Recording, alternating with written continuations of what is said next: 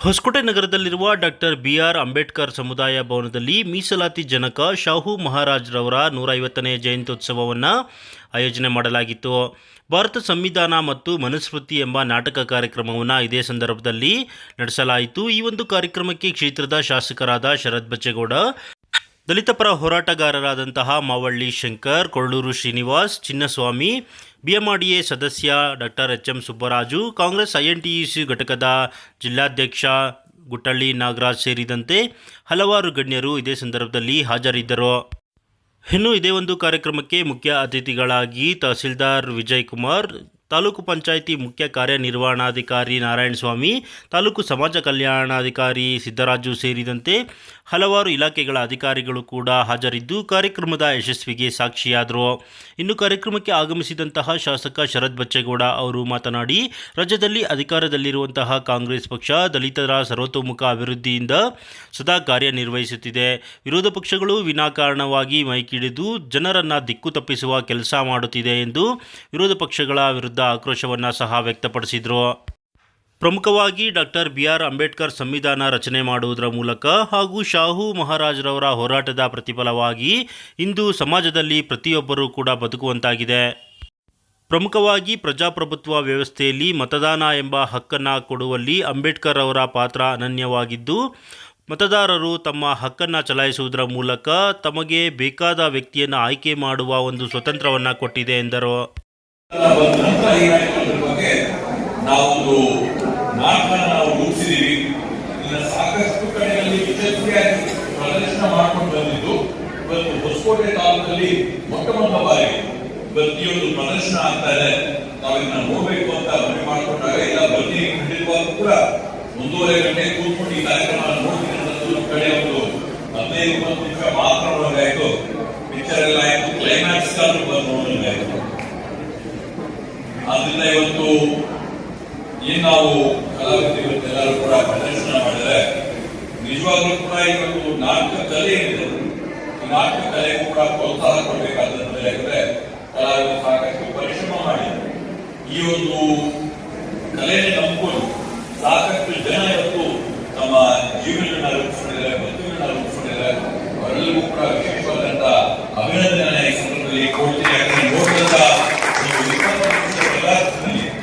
ಸಾಕಷ್ಟು ಶ್ರಮ back ground ಅಲ್ಲಿ ಮಾಡತಕ್ಕಂಥ ಕೆಲಸ ಆಗಿರ್ಬೋದು, ಈ ಒಂದು ರಂಗಮಂದಿರದಲ್ಲಿ ಪ್ರದರ್ಶನ ತೋರಿಸಿದಂತಾಗಿರ್ಬೋದು, ಎಲ್ಲರೂ ಕೂಡ ಅದ್ಭುತವಾದಂತಹ ಒಂದು ಕಲೆಯ ಪ್ರದರ್ಶನ ಮಾಡಿ ತೋರಿಸಿದ್ದಾರೆ.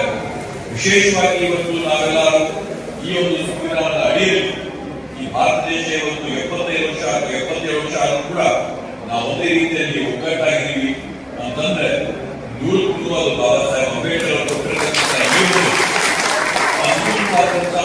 ಸಂವಿಧಾನದಿಂದ ಇವತ್ತು ನಾವು ಒಂದು ರಾಷ್ಟ್ರವಾಗಿ ಇವತ್ತಿನ ಉಳಿದಿದ್ದೀವಿ. ಭಾರತ ದೇಶ ಸ್ವತಂತ್ರ ಪಡೆದಂತಹ ಹಲವಾರು ರಾಷ್ಟ್ರಗಳು ಇವತ್ತು ಚಿಂತಾಜನಕವಾದಂತಹ ಸ್ಥಿತಿಗಳಿವೆ. ಇವತ್ತು ಪಾಕಿಸ್ತಾನ ಆಗಿರ್ಬೋದು, ಬಾಂಗ್ಲಾದೇಶದಲ್ಲಿ ಇವತ್ತು ನಾವು ಟಿವಿ ಆನ್ ಮಾಡೋದನ್ನು ನೋಡ್ತಾ ಇದ್ದೀವಿ. ಯಾವ ರೀತಿಯಾದಂತಹ ಸಮಾಜ ಹೋರಾಟ ನಡೆದಿದ್ದಾರೆ, ಅಲ್ಲಿ ಸಿವಿಲ್ ವಾರ್ ಮಾದರಿಯಾಗಿ ನಡೆದಿದ್ದಾರೆ. ಶ್ರೀಲಂಕಾ ಯಾವ ತರ ಇದೆ ನೋಡಿದ್ವಿ, ಸೌತ್ ಆಫ್ರಿಕಾ ಏನಾಗಿದೆ ನೋಡಿದ್ವಿ.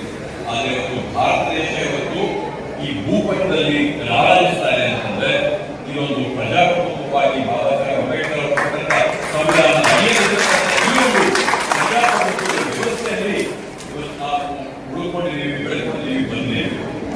ನಾಟಕ ನೋಡ್ತಾ ಇರಬೇಕಾದಂತಹ ಸಂದರ್ಭದಲ್ಲಿ ಕಡೆಯ ಒಂದು ಮಾತು ಕೇಳಿದ್ರು, ರಾಜಕಾರಣಿಗಳು ಬರ್ತಾರೆ, ಕಾಸು ಕೊಡ್ತಾರೆ, ಎಲ್ಲಿ ಓಟ್ ಹಾಕಿ ಅಂತ ಹೇಳಿ. ಸದ್ಯಕ್ಕೆ ಅದಕ್ಕಿಂತ ಪ್ರಮುಖವಾದಂತಹ ಮತದಾರರಾದ್ರೆ ಕಾಸು ಮೇಲೆ ಓಟ್ ಹಾಕಂತವ್ರು ಯಾರು ಇಲ್ಲ. ಕಾಸು ನಾವು ಆಸೆ ಕೊಡ್ಬೋದೇನೋ, ಓಟ್ ಅಂತೂ ಆತ್ಮಸಾಕ್ಷಿನೇ ನೋಡಿ ಹಾಕ್ತಾರೆ, ಇಲ್ಲಾಂದ್ರೆ ಹಣಕ್ಕೂ ಕೊಡುವಂತ ಪರಿಸ್ಥಿತಿ ಬಂದಿಲ್ಲ. ಪ್ರಜಾಪ್ರಭುತ್ವದಲ್ಲಿ ಆತ್ಮಸಾಕ್ಷಿ ನೋಡಿ ಮತ ಹಾಕ್ತಾರೆ.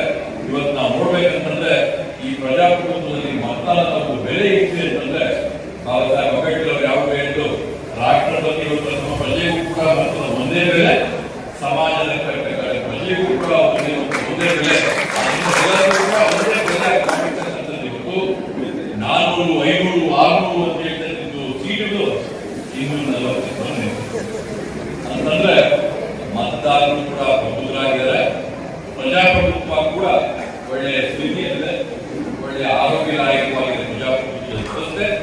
ಅಂತದ್ರಲ್ಲಿ ಇವತ್ತು ನಾವೆಲ್ಲರೂ ಕೂಡ ಈ ಕೊಟ್ಟಿರ್ತಕ್ಕಂಥ ಸಂವಿಧಾನದ ಕೊಡುಗೆ ಆ ಒಂದು ನಿಟ್ಟಿನಲ್ಲಿ ಇವತ್ತು ಸಮಾಜದಲ್ಲಿ ನಾವು ಒಂದು ನೋಡ್ತಾ ಇರ್ತಕ್ಕಂಥದ್ದು ಎಲ್ಲರೂ ಕೂಡ ಸರಿಯಿದೆ, ವ್ಯವಸ್ಥೆ ಸರೋಗದೆ ಅಂತಲ್ಲ, ಜಾತೀಯತೆ ಅನ್ನೋದು ವರ್ಷಾನುವರ್ಷ ಕಡಿಮೆ ಆಗಬೇಕು ಅಂತ ನಾವು ನಿರೀಕ್ಷೆ ಮಾಡ್ಕೊಂಡು ಜಾತೀಯತೆ ಈ ಸಂವಿಧಾನ ತಿಳುವಳಿಕೆ ಆಗ್ತಾ, ವಿದ್ಯಾವಂತರಾಗ್ತಾ, ಪ್ರಬುದ್ಧರಾಗ್ತಾ ಈ ಜಾತೀಯತೆಯ ವ್ಯವಸ್ಥೆ ಕಡಿಮೆ ಆಗ್ತಾ ಬರ್ತಾ ಇದೆ ಅಂತಂದ್ರೆ ಎಲ್ಲೋ ಅವರಲ್ಲಿ ಒಂದು ಕಡೆ ನಾವು ಹೇಳಿದ್ದೀವಿ ಅಂತ ಭಾವನೆ, ವೈಯಕ್ತಿಕವಾದಂತಹ ಭಾವನೆ. ಜಾತೀಯತೆ ಜಾಸ್ತಿ ಆಗ್ತಾ ಇದೆ, ಪಂಗಡಗಳಲ್ಲಿ ಉಪಪಂಗಡಗಳನ್ನ ನಾವು ತಿಳಿಸ್ಕೊತಾ ಇದ್ದೀವಿ.